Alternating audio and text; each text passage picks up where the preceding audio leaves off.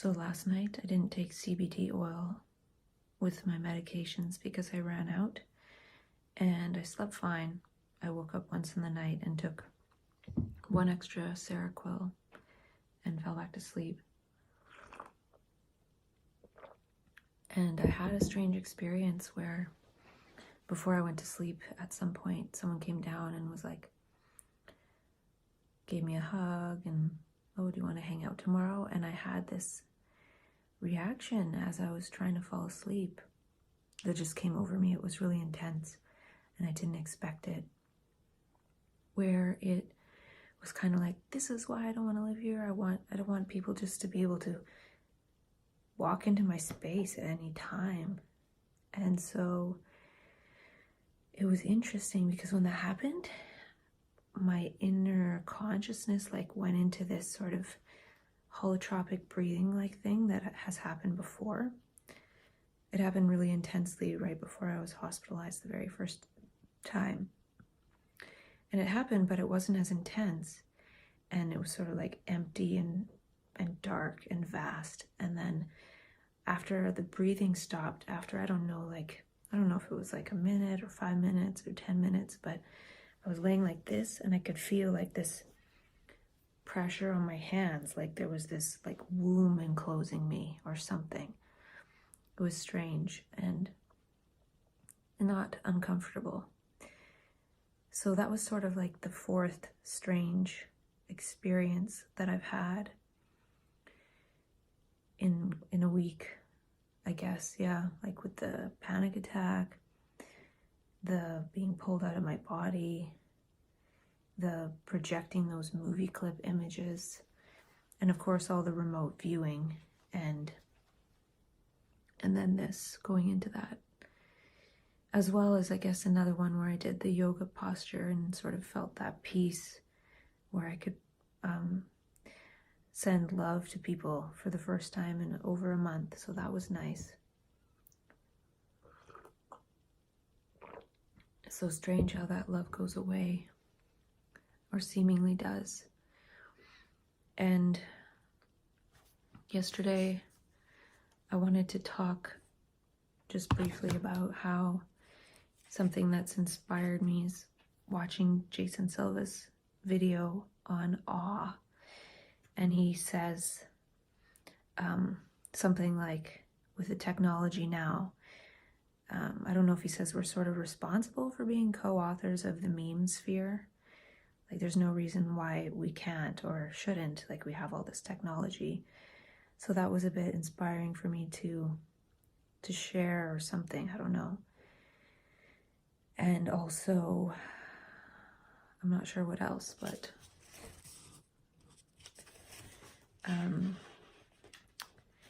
then I came across, I just sort of looked on my shelf and I started reading this book that I have already. And this is sort of what I explore with myself, or part of what the project is based on, exploring the power of collective consciousness. And for me, it's in the context of so-called bipolar, like what is that sort of role?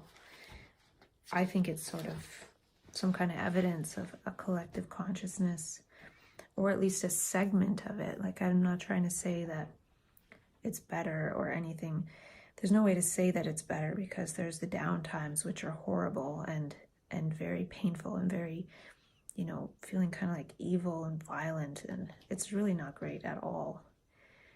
So in the beginning in the book, the very first bit, there's an introduction that says, can we know something we can't directly perceive? Can we communicate that knowledge to other people without words or gestures, by a sheer effort of the will?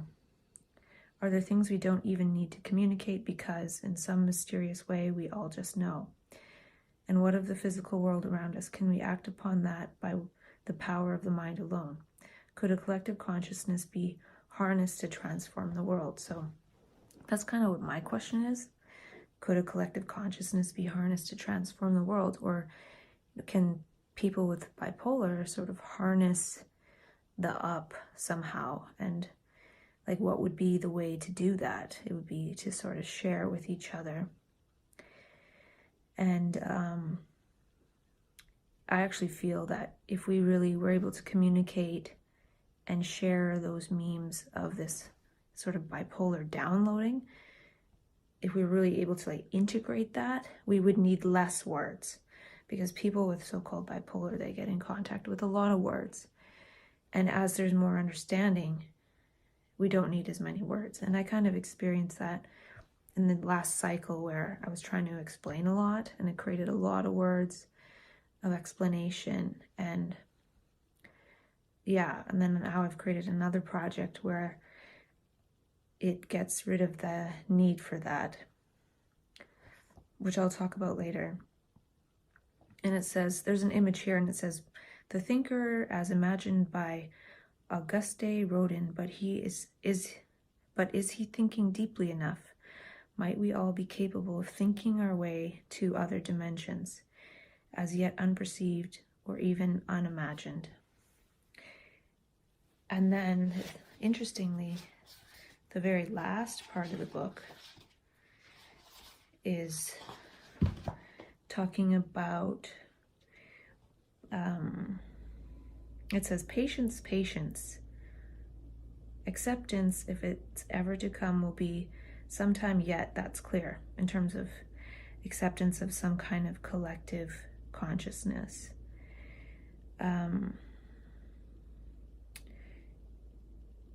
Again and again in history, researchers have had to take on not just new thoughts, but whole new paradigms, had to unlearn what they thought they knew and how they thought they knew it, and go on learning. But this does not in any way absolve noetic science of the responsibility to be a science. Any conclusion that it wishes to draw will have to be stood up the same old way. And then it says, high hopes are invested by many in the global consciousness community. Working, thinking, researching together, we might achieve great things. So that's kind of what I'm trying to create with this Synchronicity thing. It's a place for working, thinking, and researching together. And, I feel that it's possible that we don't even need to, carry out anything. It's just the research and, sharing ideas and talking about them the way the scientific community does. We would do this with each other in the same sort of way, and that would probably have an effect, and I think it would. And, then supporting each other when we're in the self-consciousness, when the self comes back. And then, anyways, it says, realistically, though, the discipline isn't going to be able to run before it can walk. This is understandably aggravating for researchers like Radin, who believe that, basically, noetic science is walking already, and point to encouraging experimental evidence across a range of fields. Others look at the same results and conclude that noetic science is stumbling at best. After all this time, why are the indications not much clearer? A great deal depends on assumptions one brings to the question, there's no doubt. Some, starting out from a sympathetic position, are ready, even eager to be convinced.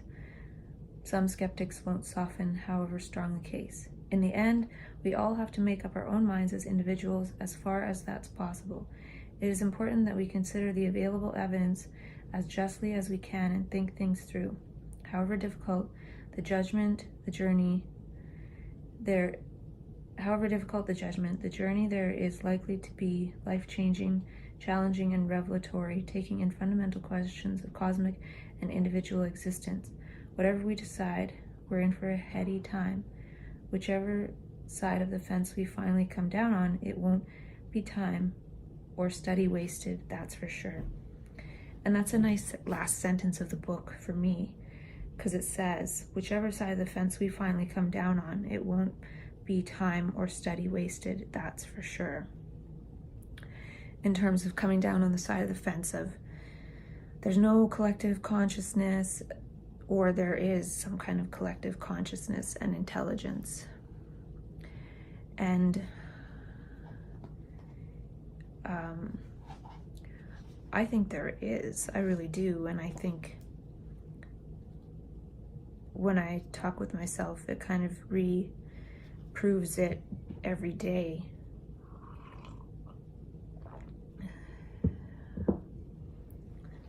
And because I had this experience too, where I think I talked about it.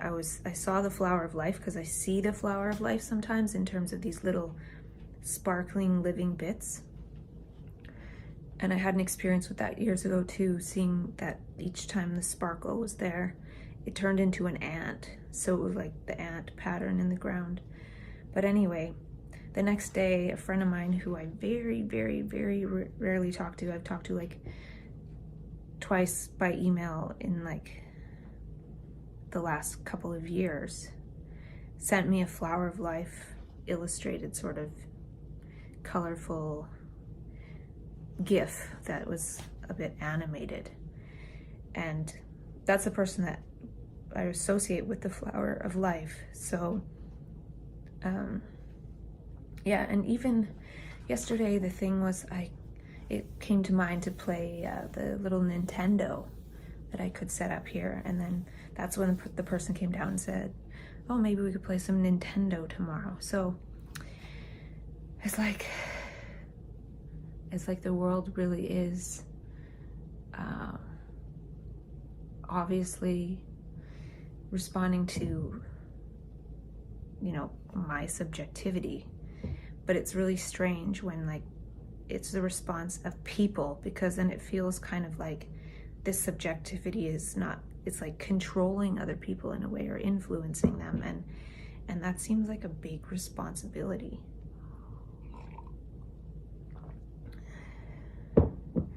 You know, but anyone could write anything and that influenced somebody. And so I don't know,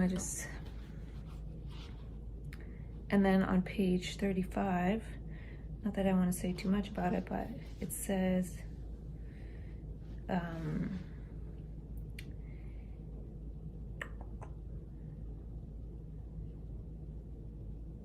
so it says it opens the door to the idea that, potentially at least, there might be a collective consciousness that transcends the individual mind.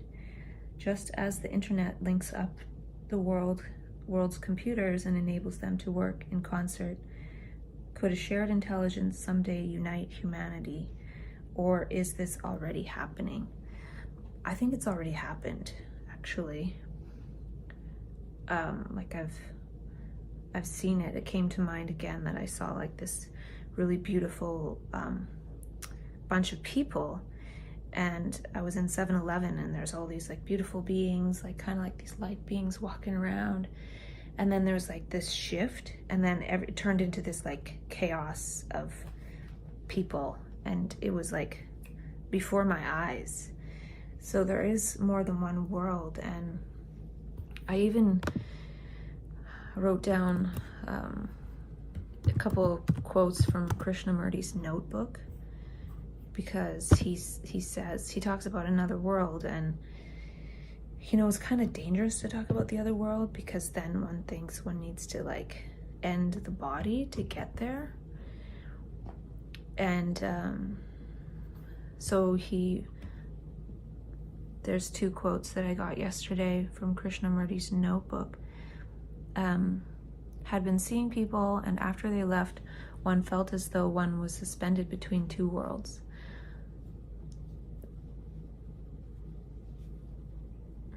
Then presently the world of the process and that unquenchable intensity came back. Why this separation?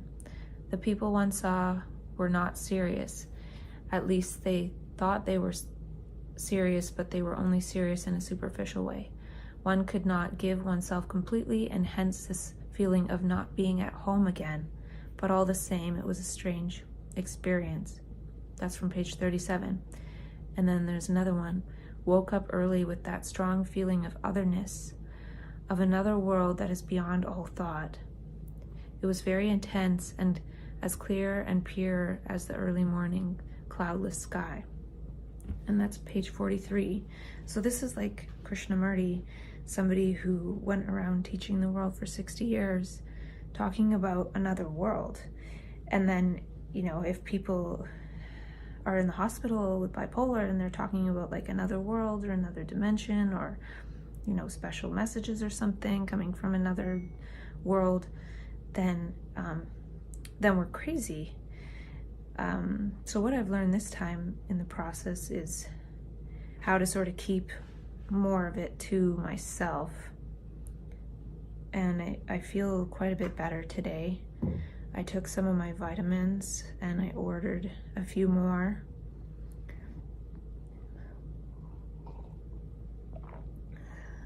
So I think I'm going to the island.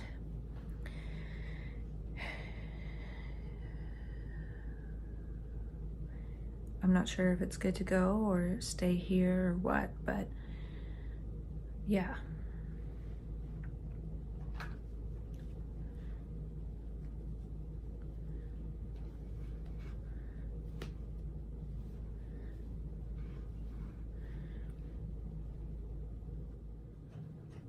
I'm reading a bit more of this book on noetic science, and it's talking about bees, and it's talking about how they live eusocially. A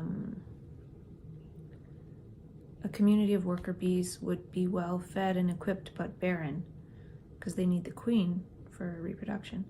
A queen alone, or even with her drones, could not cope with the immediate needs of life, because they need the females that are infertile, that gather nectar, make it into honey, and make the wax cells in which the honey and eggs are stored. So it says, only if all perform their functions will the hive as a whole survive. So that rhymes. And not only that, if we're sort of a hive as humanity, I feel that people who are so-called bipolar also have a certain function, which is to go into that other world, participate in, like, bring some of that energy into the other world. But if we were sort of cared for and protected, like maybe we had harvested some nuggets of wisdom that might help us get to the other world, we might have something to share with people. But generally we get medicated until we have a mental illness and afraid of our consciousness and going into that space. And I'm kind of afraid of it now, because it was a really intense road back. But yeah, I do think there's something to us creating some new roles. And I also remember having a bit of a dialogue with somebody quite a few months ago, and they were talking about how Krishnamurti shared that if we have an insight, it's kind of our responsibility to share it, because an insight belongs to everyone. It's not a personal thing. That seeing is for everyone. So we need to share these insights, and not for any kind of use, but just when we share it, we acknowledge that it's not ours, it doesn't belong to us, and it's for everyone who cares or happens to partake in it. So that's part of the reason why it would be good to collect our insights and share them with each other, because that's just kind of what they're for. They're to be shared, and that could be part of the mechanism of it moving to us towards being able to be in this swarm consciousness. And I think that if we're able to create a different role for ourselves, which could literally just be sort of sharing the insights and looking at them and whatever, and then also living a totally regular, awesome, normal, simple life. Just as people who work in whatever profession, they're not doing that all the time. But by doing their profession, they're somewhat fulfilled. And I think we're like tapping into something, like just like a person might be like the greatest surgeon in the world, you know, very skilled, and then they might go home and have a terrible relationship with their wife. A person that has or is or whatever so-called bipolar, they might be skilled or have the capacity to go in and harvest certain insights and downloads, but then still be kind of, quote, you know, dysfunctional in the home life or something like that. You know, and those states where we're able to channel some of that feel like perfection, and it could be that, but it doesn't mean that we're going to be perfect all the time. I'm not sure if there are people that are perfect all the time, but I'm definitely not one of them. So that's kind of the point. We're all going to have our failings, and I think if we created a thing where every day we kind of go through our notebooks a little while, just maybe an hour or something, and share a few insights on the Synchronicity base camp, and then, I know, some people create some books or something, or just to share the insights, then that could be helpful, possibly.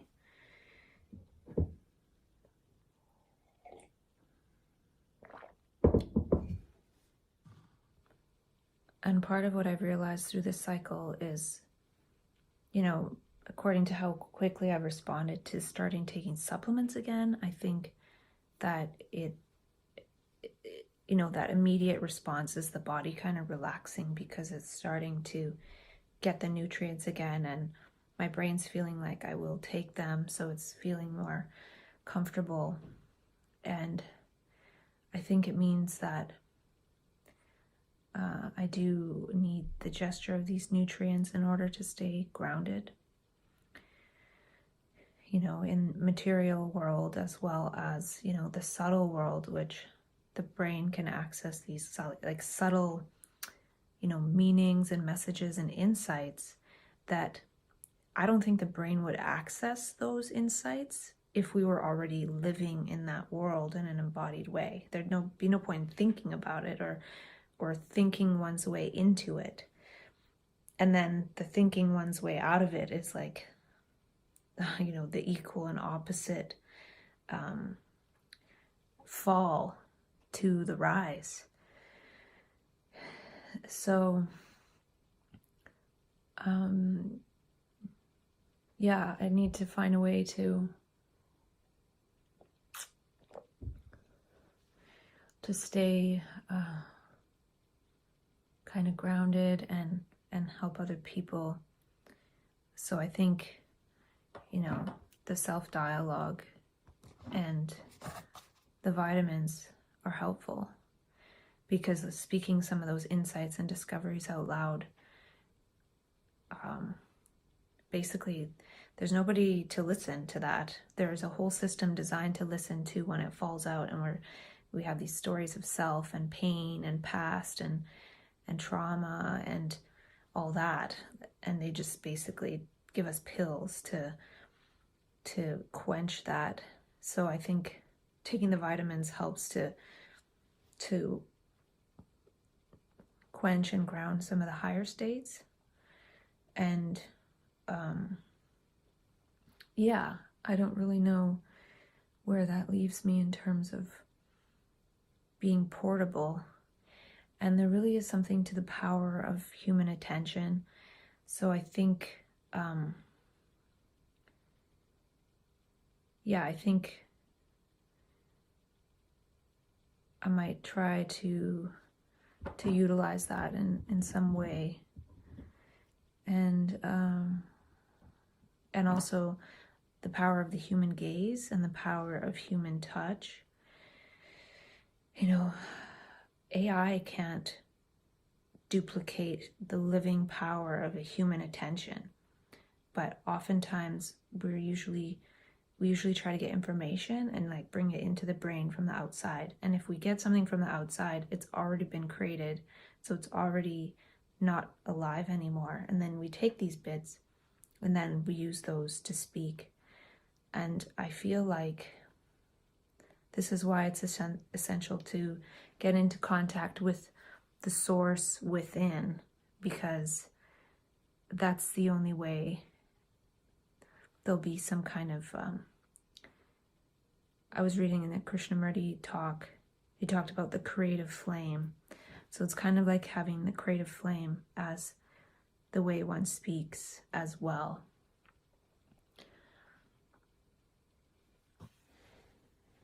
I just discovered a word called morpheme, which says it is a form of spelling knowledge that focuses on the meaning of words in its smallest form and how they change when making compound words or using suffixes and prefixes.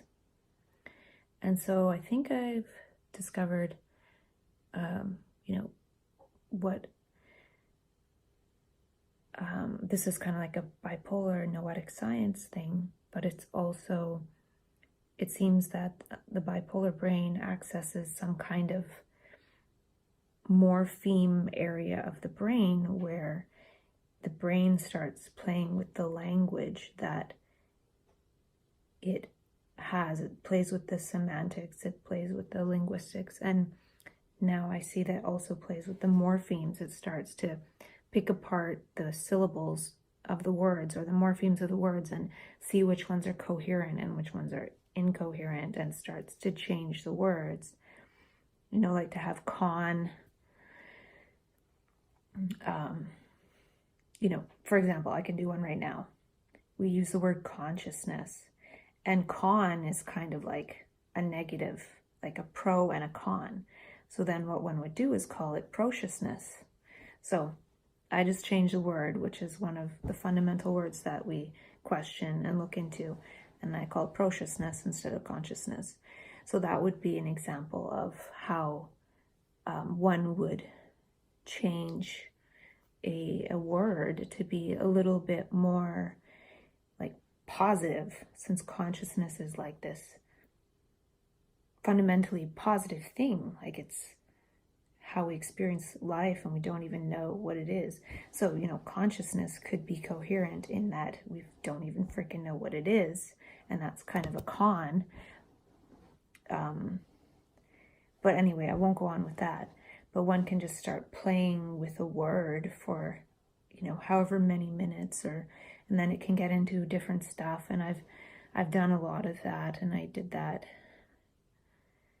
for like a whole hour and like filled up a whole notebook one time. So that's kind of that. And I was also trying to talk about speaking a language of possibilities, like what if and blah blah blah, and like asking questions. But it seems like I'm not really able to do that, but perhaps we can do that together, is create a language of possibilities. Just talking about possibilities together could be something, and not really having to worry about whether or not we're able to physically carry them out, because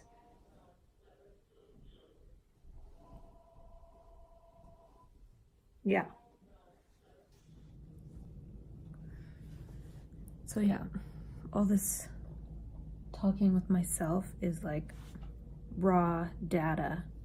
I really don't know what's helpful or what's not helpful, but for me it's partly to understand from where one is speaking. Is it from a bank of stored up knowledge, or is it from this sort of inner source? And I was watching something on Nikola Tesla, and it said he did everything 3 times.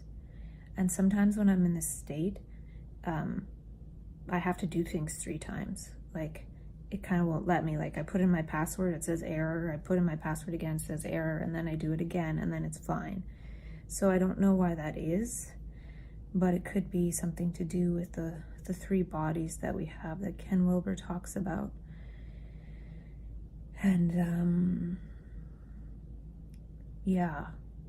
And then the other thing that I thought of yesterday was like a new concept of AA, which is artificial attention. And basically, I wrote down, it's a hypothesis that a lot of our attention is artificial, in that, you know, we're attentive to certain things and we make certain things salient because we've been programmed to do so. And so we gather this information from the outside. But the other thing is that when we start to inquire and question within ourselves into that emptiness, then the answer comes in manifestation. So it's not like acquiring knowledge and acquiring more and more and trying to sort of get somewhere, but by being nowhere and going into this nowhereness or nothingness and asking, then the answer is there. Like when I talk with myself, I've talked about how I'll unfold something and understand it, and then the next day I get an email about that same thing. So as sort of like a confirmation of my own understanding. And when we, with our attention, discover things, you know, for ourselves, doesn't mean it hasn't already been discovered or by other people or what have you. It just means that with our attention, we sort of understood something, and that isn't artificial, in that there's a whole intelligence of the living world that will respond to us when we understand something. So it's sort of like reversing the process of how we process information. And it's not really from like the inside out, but it's from like nothingness to somethingness, like unfolding something instead of trying to take a bit and put it in somewhere in the brain. It's like there's this nothingness in the brain and we unfold part of the brain, and it makes the brain make new connections, which we can do by taking stuff in too. But like here I've been working on this project of like this sort of possible swarm intelligence consciousness of bipolar, and you know there's other ones too, but this is the niche that I'm kind of working in because of my experience. And then I spot the book on the shelf talking about noetic science, and I'm looking at the book and it's kind of like, yeah, that's what I'm looking into, this kind of like swarm intelligence. And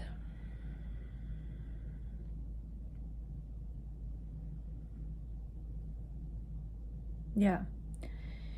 And so yeah, there's a living source within us, and we can inquire inwardly and not know, and this reverses the process of that. And that's what we need in order to like think together, is to start from not knowing. And this is what like Krishnamurti's inquiry is about too, is not knowing anything. And I really feel like I don't know anything at all. And